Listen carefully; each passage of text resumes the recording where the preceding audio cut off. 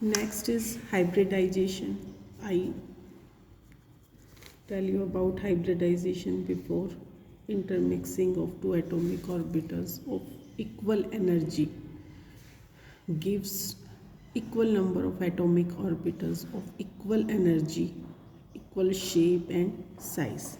These are three types of in we hybridizations are many types. Firstly, in organic we discuss sp3, sp2, and third is sp hybridization. In methane,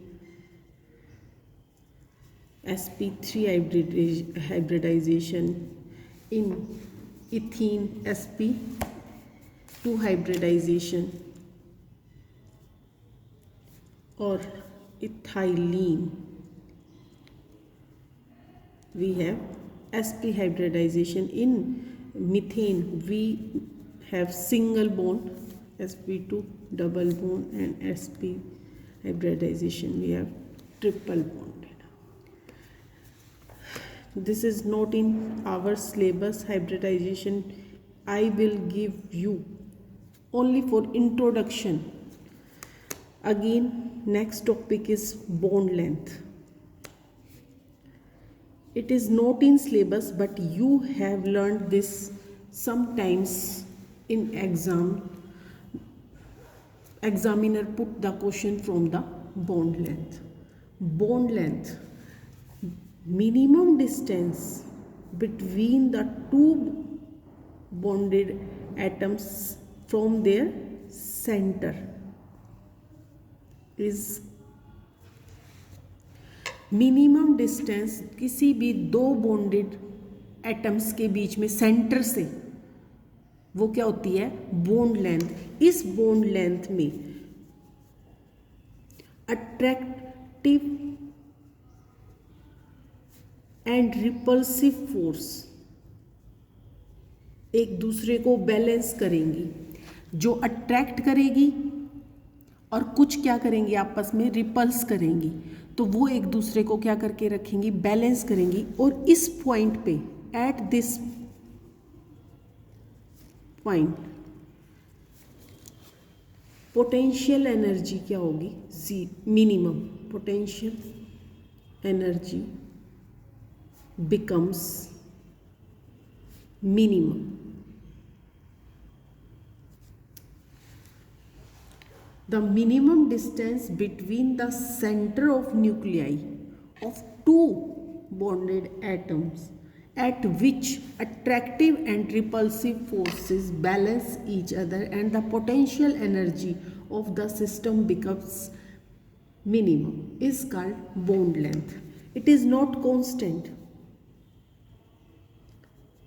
It is not constant. Because some vibration will be going on so on in the bonded atom. थोड़ी बहुत vibrations bonded atom में होती रहती है. तो इसका distance ऐसा नहीं है कि जो भी है फिक्स रहता हो. तो हम उसका एवरेज डिस्टेंस लेके चलते. Average distance between the nuclei of the bonded atoms. average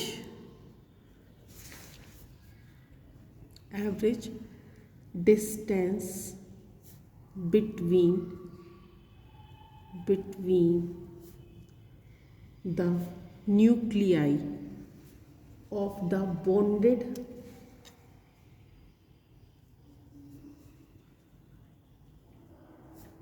atoms.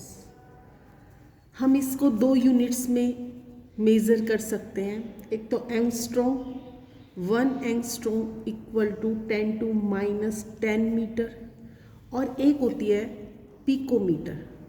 1 picometre PM equal to 10⁻12 metre. इन दो में इसको एक्सप्रेस किया जाता है, angstrom and picometre. Angstrom A stands for, और PM picometre. For example CH bond की हम लेके हमने इसको किस चीज़ से मेज़र कर सकते हैं? इसके 3 मेथड यूज़ करते हैं हम। एक्सरे, डिफ्रैक्शन, सेकंड मेथड है बेटा इसका स्पेक्ट्रोमीटर,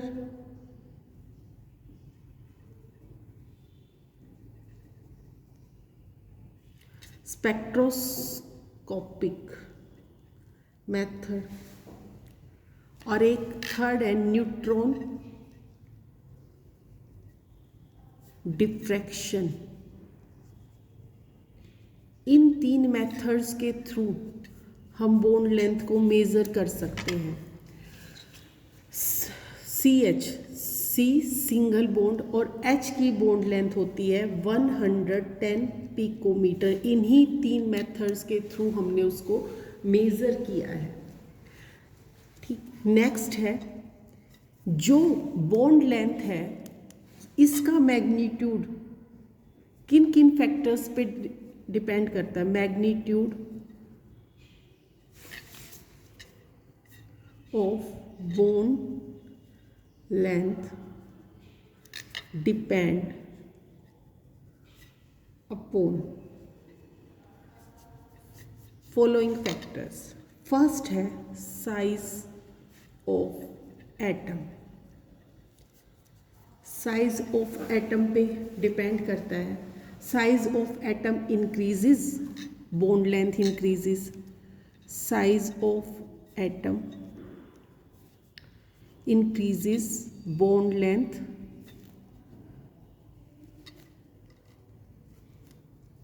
increases। जैसे जैसे साइज बड़ा होता जाएगा तो बोन लेंथ भी क्या होती जाएगी? बढ़ती जाएगी, क्योंकि उनके सेंटर्स भी क्या होते जाएंगे? दूर दूर होते जाएंगे। ठीक है, for example C single bond की बोन लेंथ कितनी आएगी? 1.54 एंगस्ट्रॉम, और सी एफ की क्या होगी? 1.42। CCl की कितनी होगी?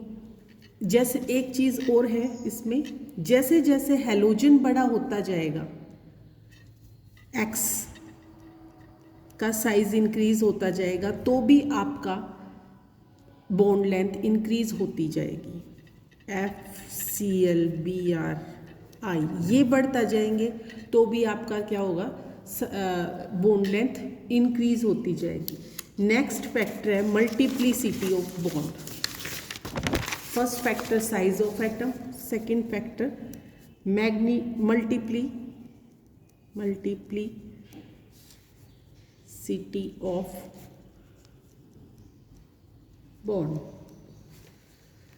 Multiplicity of bond between 2 atom increases, bond length decreases. जैसे जैसे ज़्यादा बॉन्ड आते जाएंगे, फॉर एग्जांपल सिंगल बॉन्ड है, फिर क्या है? डबल बॉन्ड है, फिर ट्रिपल बॉन्ड, मतलब कि बॉन्ड इंक्रीज होते जाएंगे, मल्टीप्लिसिटी इंक्रीज होती जाएगी, वैसे वैसे बॉन्ड लेंथ डिक्रीज हो जाएगी।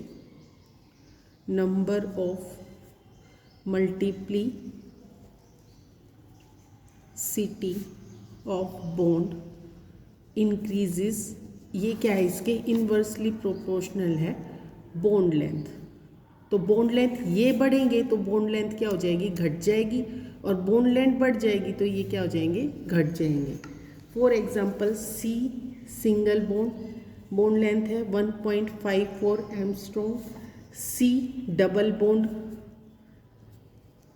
इस सी डबल बॉन्ड इसकी बॉन्ड लेंथ है 1.34 एंगस्ट्रॉम, और सी ट्रिपल बॉन्ड इसकी बॉन्ड लेंथ हो गई आपकी 1.20 एंगस्ट्रॉम। सिंगल बॉन्ड में 1.54, डबल बॉन्ड में 1.34, ट्रिपल बॉन्ड में 1.20।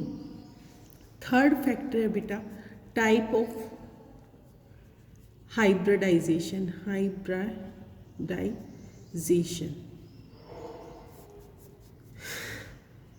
ये दोनों आपस में इंटरकनेक्टेड है, टाइप ऑफ हाइब्रिडाइजेशन और मल्टीप्लिसिटी ऑफ बॉन्ड।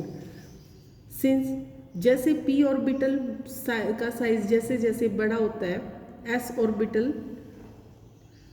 ऑर्बिटल से क्या होता है, p ऑर्बिटल्स का साइज बड़ा होता है। तो क्या होता है, sp3 हाइब्रिडाइजेशन होती है, sp2 होती है और sp होती है।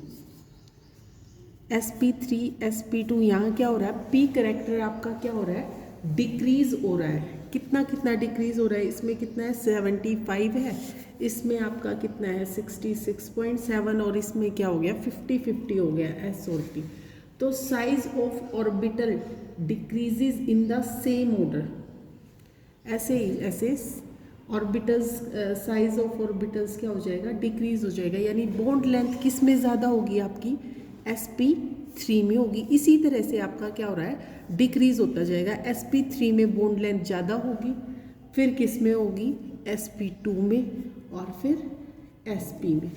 वही इसके अंदर पुट करके देखो, sp3 हाइब्रिडाइजेशन है तो आपका कौन सा बॉन्ड आता है इसमें, c single bond c, sp2 में c डबल बॉन्ड c और sp में c ट्रिपल बॉन्ड c। इसीलिए ये hybridization and multiplicity of bond interconnected है। इसके 3 फैक्टर्स हैं मैग्नीट्यूड जो इसके बॉन्ड लेंथ को अफेक्ट करते हैं।